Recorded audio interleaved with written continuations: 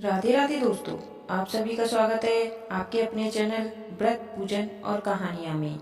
मैं आज आपको करवा चौथ की व्रत कथा सुनाने जा रही हूँ। एक समय की बात है, एक साहूकार के 7 पुत्र और एक पुत्री थी। पुत्री अपने भाइयों की इकलौती बहन थी, इस वजह से उसे सभी भाई बहुत प्रेम करते थे।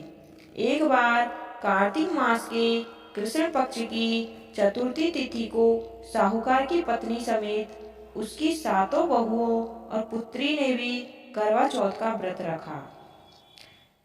रात्रि के समय जब साहूकार के सभी लड़के भोजन करने बैठे तो उन्होंने अपनी बहन से भी भोजन का आग्रह किया। इस बात पर बहन ने कहा कि भैया, आज करवा चौथ का व्रत है, उसने भी रखा है और चंद्रमा के दर्शन के पश्चात ही कुछ खा सकती है। चांद के निकलने पर उसे अर्घ देकर ही वो अन्न और जल ग्रहण कर सकती है।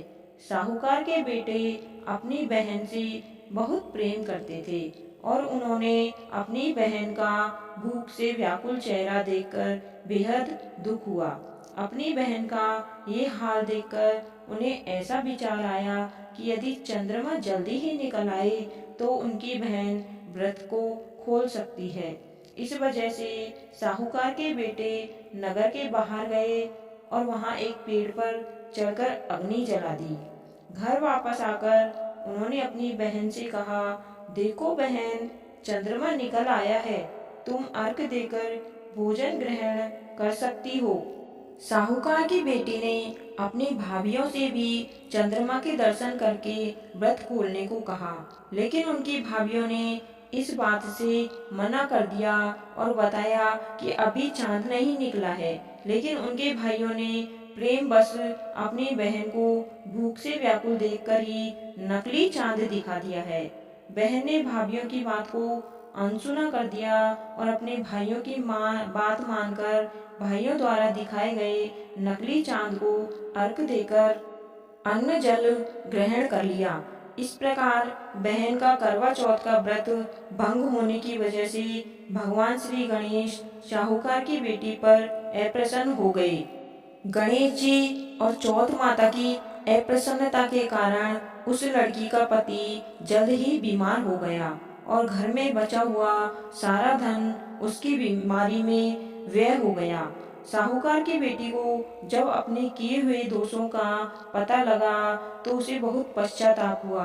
उसने चौथ माता और गणेश जी से क्षमा प्रार्थना की और फिर से विधि पूर्वक चतुर्थी का व्रत शुरू कर दिया। उसने विधि से पूजन करके चंद्रमा को अर्घ्य दिया और अपना उपवास पूरा किया और वहां उपस्थित सभी लोगों का आशीर्वाद ग्रहण किया।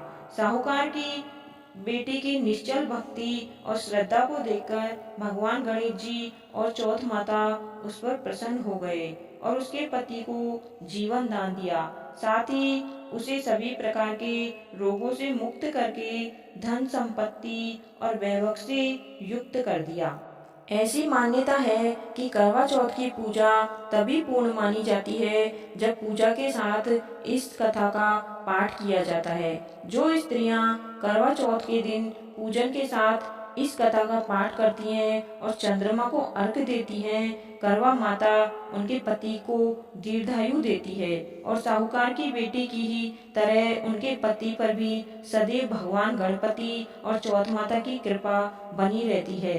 करवा चौथ के दिन इस व्रत का एक कैलेंडर सामने रखकर करवा माता का ध्यान करते हुए यदि स्त्रियां इस कथा का पाठ करती हैं और दूसरों को भी कथा सुनाती हैं तो उनका सौभाग्य अखंड बना रहता है।